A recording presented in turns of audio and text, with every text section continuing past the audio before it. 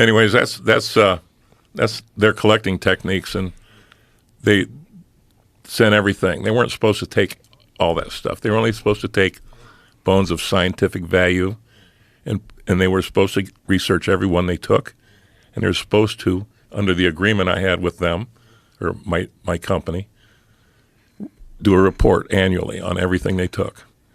And it was a tripartite agreement with the University of Alaska, AM&H, and my company, Fairbanks Exploration. And they didn't do any of it. And when I bought the company, I went to the University Museum, and the curator there, I said, I bet you know why I'm here. He goes, I think I do. I said, I want the bones back. He goes, let's go to New York City. Let's go get them. So we all went to New York City to get them. And they gave me a nice tour downstairs of the basement, showed me the tons and tons they had down there. Hundreds and hundreds of mammoth tusks. Really? In those crates, the wooden crates and everything else. And what are they doing with them? Nothing. They're supposed to do reports and research on them. They haven't done anything in 100 years. So is it because they don't have the funding to do the work on them, and they just want to store them because they're pack rats? Like, what are they doing? Well, they don't have the stratigraphic information about where that stuff comes from. Oh, you have that. I have all of that. Yeah. And one of the authors of that report I read last year was trying to get us together so we could make some sense out of this collection. And like Drew and I were talking earlier, it's like a 1,000-piece jigsaw puzzle. I only got 20 pieces. I want the whole thing on the table, and we'll research all of it. Because the secrets to the extinction event are in those bones. Yeah, it seems like it. It is.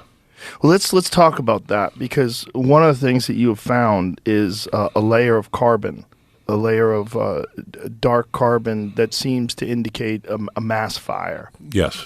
And that where the animals are, it's so unusual that there are so many bones in this same sort of layer that exist in one place. Yeah. That something had to happen for them to all die in that one spot. And this is something that Randall Carlson has pointed out before. They found the other places where, I forget where the other places were. Was it Siberia, where they found massive amounts of mammoths that were all in one area that seemed to have died instantaneously? Some of them with like broken leg bones that seemed to have died because of an impact or the force of the impact. Well, like I told you last time, I think it's all secondary deposition from water. Because there's such a wide spectrum of them and very few mummified remains, although we found some this summer. And I think I told you last year that the oldest sample we took was 22,000 years old. And some people, I have that Ice Age Fossil Works buy little shards of ivory. And I told the one guy, I said, why don't you carbon date it if you want to know the story? So he sent it off to a lab and had it carbon dated, 40,000 years old. Wow. So there might be enough in there for 2 dryas events. Which is probably likely. Could have. Yeah. What Randall and Graham Hancock, what they believe, and the Younger Dryas impact theory proponents believe, is that distinctly something around 11,800 years ago, and then maybe something also around 10,000 years ago.